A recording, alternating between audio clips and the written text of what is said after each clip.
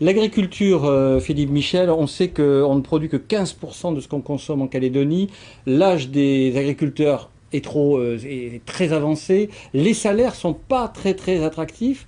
Qu'est-ce qu'on fait avec tout ça? Parce qu'on a quand même un pays avec un passé agricole. Bah, vous savez, il y a un débat aujourd'hui sur la souveraineté politique du pays, c'est-à-dire son accession à l'indépendance. Bon, c'est un projet auquel nous ne sommes pas favorables, mais je crois par contre qu'il y a d'autres souverainetés qui sont utiles. Et en particulier, la souveraineté liée à la capacité à nourrir ses propres populations, parce que c'est véritablement un enjeu stratégique. Donc c'est un enjeu stratégique pour pouvoir nourrir ses populations, puis c'est un enjeu stratégique en termes d'aménagement du territoire.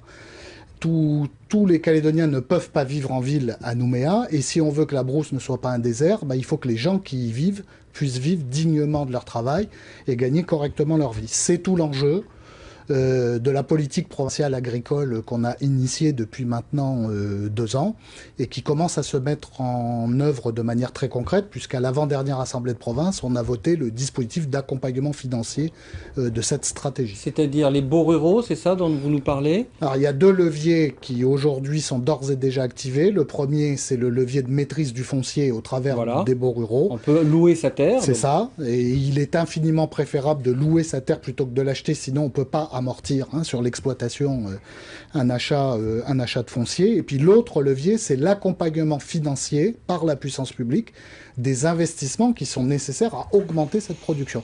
C'est ce que vient d'adopter la province sud. Et ça va faire monter, on va dire, la production agricole et baisser, on va dire, les importations et qui fera baisser les prix. Enfin voilà. C'est exactement ça. Il s'agit de substituer de la valeur locale à de l'importation. Il s'agit de substituer de la valeur locale ajoutée sur des produits que de toute façon les Calédoniens sont obligés de consommer. Donc derrière, c'est de la création d'emplois, c'est de l'aménagement du territoire, c'est du développement économique.